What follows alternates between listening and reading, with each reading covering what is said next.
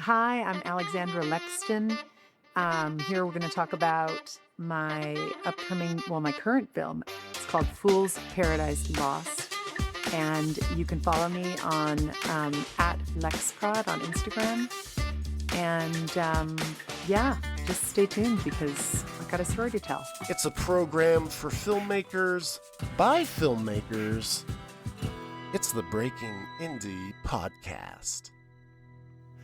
Hey guys, welcome back to another episode of Breaking Indie. Today we were with Alexandra Lexton, filmmaker here at the Santa Fe Film Festival. Her film is Fool's Paradise Lost. Yeah. Fool's Paradise Lost. Not really about Paradise Lost, though, is it? No. It's just it is a clever name. I like it. Well, it's kind of an amalgam of two different names. Yeah, Fool's Paradise and Paradise Lost. Cool. Yeah. Awesome. And this is a documentary film, correct? Yeah. Feature-length documentary, yeah. Shot all over the world. Well, Shot over a lot of I places. wish I could have gone all over the world, and then it would have been probably 3 movies. But no, it's shot all over the United States. We shot in Philadelphia and Cape May, New Jersey, all over Northern California, just outside of Gallup for Lila June, Colorado. We were in Telluride, and yeah. I mean, I can't remember off the top of my head every place. I think that's Did you say also Tanzania earlier? Sun Valley, yeah. Oh, okay. Yeah, we were in Tanzania to film Jody McDonald. She's a world-renowned photographer. And we were in Tanzania to film also John Francis, the Planet Walker, and also the Hadzabe tribe who are in the film. And, with actually both these different characters, John Francis and Jody McDonald. But the Hadzabe tribe or a couple characters in the Hadzabe tribe became our, so kind of the voice of reason here and there. You'd have to see it to get the explanation, but I see. Well, tell me a little bit about it. What is what is it about, I suppose? yeah, it's about how we heal ourselves through reconnection to nature and the symbiotic necessity to heal what is left of the wild, our own inner wild, and the outer wild. Oh, okay. Yeah. How did this come about? For you, how did you get involved with this project, or how did the project find you, so to speak? Yeah. Well, this is my second documentary, my fourth film as a producer, my second film as a director, writer, producer, cinematographer. And I would say the documentaries kind of land on me. With The Lure of This Land, my last documentary, which had its world premiere at the Mill Valley Film Festival. Same with Fool's Paradise Lost. They both had their world premieres there. Great festival. And for example, with The Lure of This Land, I was in the midst of getting my master's degree in writing, and I kept meeting all these people in Belize, where I was doing some studying and teaching my teaching practicum. Oh, cool. And I kept thinking this would make a great film, how could I make this happen? And you didn't have the money for it. But with documentaries, you can go and do it. And so I took my cousin, Juliet, who's also she's a videographer, and she works now in Maine. And she was really game to do it. And she did the sound and I don't know if she'd done a long form film at that point, but we just kind of thought of it as an adventure, and over 10 days interviewed 2 people a day, and I had a film. But that film landed on me, Mm-hmm. And same with Fool's Paradise Lost. I was going through some of my own kind of life crises, and the only place that I was finding solace was out in nature. I was feeling very disequilibrated, and I just couldn't quite get to a place of balance that when I would get out into the natural world, where I lived in Marin at the time, there's just endless beautiful hikes. You can, find places to be completely alone. And that's really what I needed. And I would just equilibrate. And I thought, there's something to this, So it began to germinate. And then I stumbled upon John Francis. He was a guest Dharma talk leader and meditation leader at Spirit Rock, which is this meditation center in Northern California, where I was going on Monday nights to study with Jack Cornfield and to hear his Dharma talk and meditation. But there was John Francis, and he was kind of my aha, like this is a guy that represents this story that I need to tell, And little by little, once you start putting it out there and you start thinking about it, it can become reality, Mhm. But I had to make it, basically. How long did you spend making this documentary? Yeah. Fool's Paradise Lost took me 5 years, but it went through COVID. I had Sure. just released The Lure of This Land at its world premiere in 2019 in October, and then 2020 came. And we all know what happened then. Everything shut down. And I had just met John Francis in the beginning of 2020. And so I had to wait a couple of years to get him, to interview him. Went to Cape May to interview him. Did you edit the project as well? No, I don't No. edit. Okay. I do not edit. I save that for my extremely talented co-storyteller and editor, Linda Peckham. She's going to edit she edited Fool's Paradise Lost as well. And she's going to edit my next film. So, yeah. Cool. That's Yeah. great. Couldn't do it with So when you travel, do you have because you operate your own camera and stuff, do you have much of a crew, or are you kind of like a one-woman show? How does that work for you? I did have someone come with me to do he did mostly the interviews on the last film. And like I said, I had my cousin Juliet Sutherland Oh, come right. with me for The Lure of This Land. I always want to have some other sounding board entity, but, also visual artist or, someone to do the sound. So except when I went to Africa, I couldn't afford to bring somebody. So I did everything, I just used a shot mic and got my Sony SLR out there and, did everything because that's what I had to do, Mm-hmm. And how did you kind of learn that craft? How did this come about, your passion for filmmaking? Yeah, that's a longer story, but I started out, I have come up through the arts. The matriarchy that kind of brought me into the arts is artists and musicians mostly. And I wanted to be a singer, dancer, actress when I was pretty young and a writer. And I did a little bit of all those things. And I got my start as an actress, actually. I moved to Hawaii when I left home at 15. And a neighbor said, we should go to these, commercial calls. And I went on them and I got the jobs pretty readily. I was pretty irreverent and also kind of girl next door. And so I got a lot of work, and then when I went to college, I studied literature and dramatic arts at Whitman College in Washington State.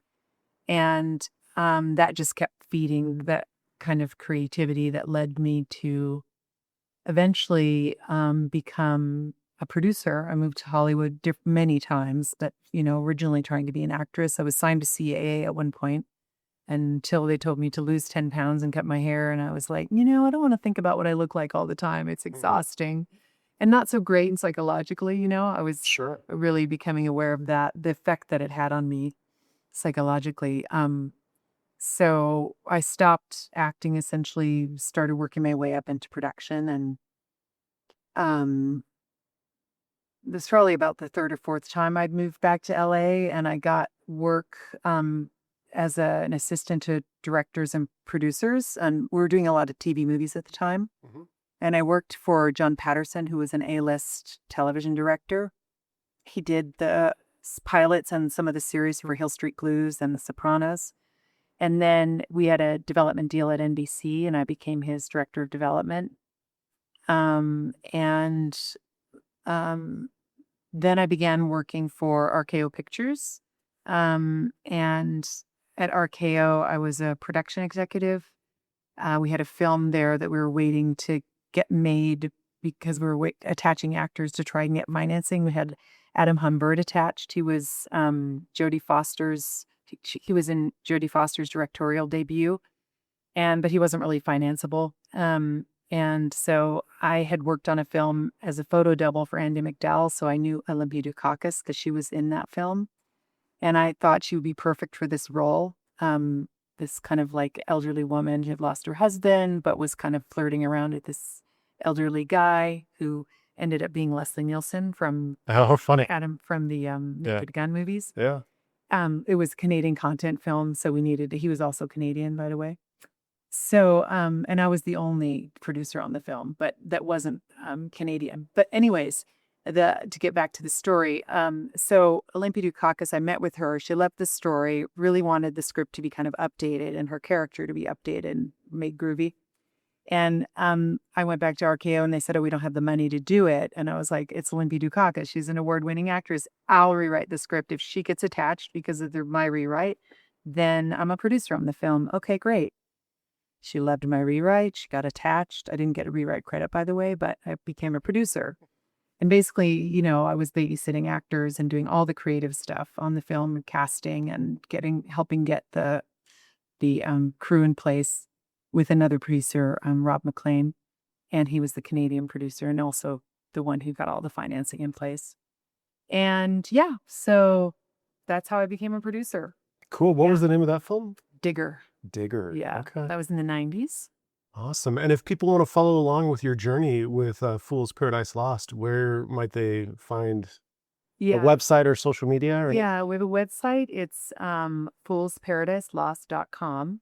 And then my website, lexproductions.net, that has all my stuff on it, including links to how you can rent The Lure of This Land and follow Fool's Paradise Lost. But the best way to stay up to date, I think, aside from signing up for my email list at lexproductions.net, is Instagram. And follow me on Instagram. I'm LexProd, LEXPROD. Fantastic. Thank you. Well, thanks for this conversation, Alexandra or Lex. Do you go by Lex or Alexandra? Alex. People call me Alex. Yeah. Well, thank you, Alex. I appreciate it. Thanks for being on today. And I'm certainly going to try to check out your film. I'm sure we'll have the links below, guys. Follow along and keep your ears and eyes out for Fool's Paradise Lost. Yeah, and the next ones. Yeah. Do you have something else coming out soon? Or like in the works? I was hired to make someone else's film, actually. Cool. And the working title is Tamarin. I'm not going to go into the storyline yet because we're still sort of developing it. So that's my next project, but my passion project is Flower Child, flowerchildthefilm.com, and I'm raising funding for that right now. We've raised a bit, and we're trying to get to our mark, and I'm trying to get actors attached to that. So flowerchildthefilm.com is really my... Follow the links and go on a journey and find out more. All right. Well, thank you so much, Alex. Yeah, thank you. Appreciate it. Yeah, you have a wonderful day. And so do you guys. Have a wonderful day. Cut. This podcast is brought to you by brwdigital.com, a video production company based in Santa Fe, servicing the needs of businesses and content creators worldwide. brwdigital.com. How's it going, guys? My name is Oliver Dixon. I'm a first-time filmmaker. I'm from Washington State. Today we're going to be talking about balance. We're going to be talking about bananas and how you make your first documentary. I love bananas. They're great. They're good for you. That's all we're going to talk about as far as bananas go. The rest is all on you, David. Oliver! Shit! It's a program for filmmakers by filmmakers. It's the Breaking Indie Podcast.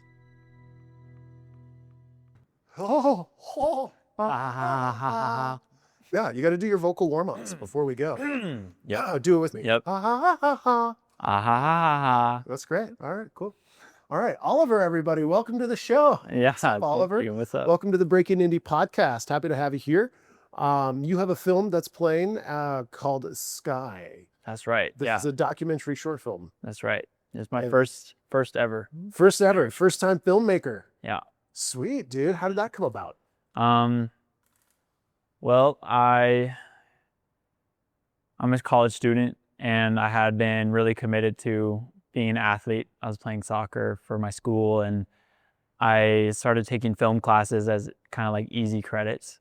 And then I started taking them so seriously, and school became super easy.